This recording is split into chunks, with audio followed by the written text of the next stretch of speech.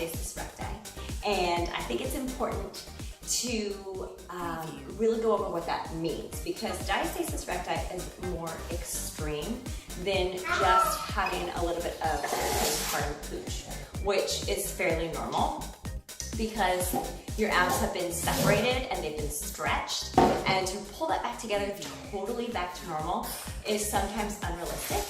And a lot of moms want to say they have Diastasis Recti, but it's actually just part of postpartum life. And the ab muscles are just going to be loose.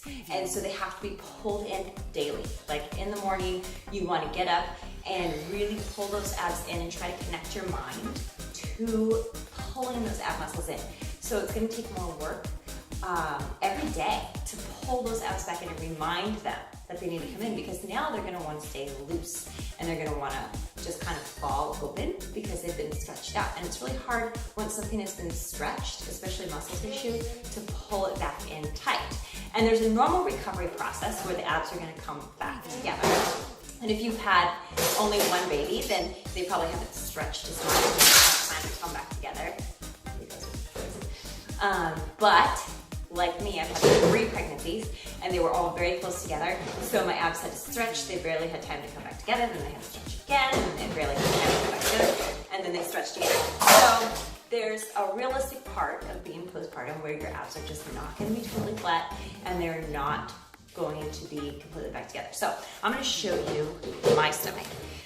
Because I think in a lot of the photos, it's hard to tell if you're straight on, you can really see this. But if I lift up, and I will stand up so you can see better, where the ab pooches. So you can see this here. So this is my umbilical hernia. It's right here, and you can kind of see it as I get to the light.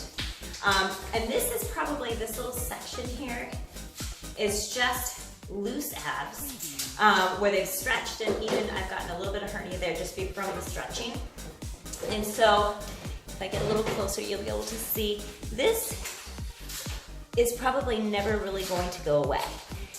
I can pull them in, and you can see when I pull my abs in, there's not too bad of a separation, but there's still this extra skin, and that's just part of being a mom. That's part of having kids. That's part of having multiple pregnancies. So I don't want you to beat yourself up or really push for the super flat. Oh, you found a good one. Closed stomach. That's not totally realistic, especially if you've had multiple pregnancies. You just can't beat yourself up over that and push and push and push and get frustrated and give up because your abs are not perfectly flat. Because that's not totally realistic. It's just the way of, it's just being a mom. It's just having babies, and it's never going to be perfect. One of the best things that you can do too is lose extra weight pulling on your belly, because that is going to, the extra weight pulls your muscles down and kind of pulls them out. So getting rid of any extra weight that you're carrying in the midsection is going to help a ton. And every morning, getting up, pulling in your ab muscles. If you want to use a wrap, I showed it in another video, the one that I like to use, because it helps, especially in the morning, to connect your mind back to your stomach muscles. And it's just more work to hold those muscles in. So I think it's really important that I go over that. Diastasis recti is when you're going to have more of a separation. So you're going to have 2 fingers. And you can tell, I'm sure you've seen a lot of videos how to do that. But basically, you want to lay down and curl up, and then you're going to want to kind of crunch up and stick your fingers in here and see how far away it is. So I'll do it here, and you can see this kind of pooch up. This is why you never want to do crunches. It's just, it pushes your abs back out. And so crunches are just not a good idea. Unless for some reason you have like really good abs and they're really tight and they come back together. But anything where you're doing a lot of crunching up, it just pushes your abs back out this way. And that's the way that they stretch, and that's the way that they kind of hang. So anything you want to do, you want to pull them in. Diastasis recti is it's going to be more extreme. So you're going to have your abs that are going to be, at least 2 fingers, 3 fingers apart.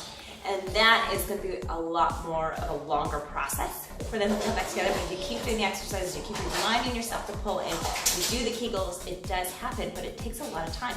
And it takes a lot of mental energy that a lot of the times us moms don't have. So making sure that you're doing those exercises, thinking about your abs, holding your baby correctly, those are the things that are going to slowly repair and pull the abs back in as much as possible over time.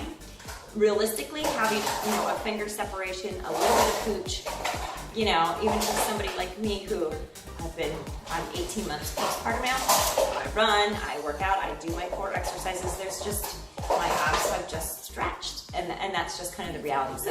So I want you to make sure that you don't totally beat yourself up about it, because you might not really have the diastasis recti. It's just a little bit of separation that's left over from multiple pregnancies, or just maybe you had a big baby and it had to stretch, and making sure that you kind of accept that, because that's a big thing. So I hope that helps and encourages you to keep eating healthy. Okay, you want to go out? Okay, I'll open it in just a minute.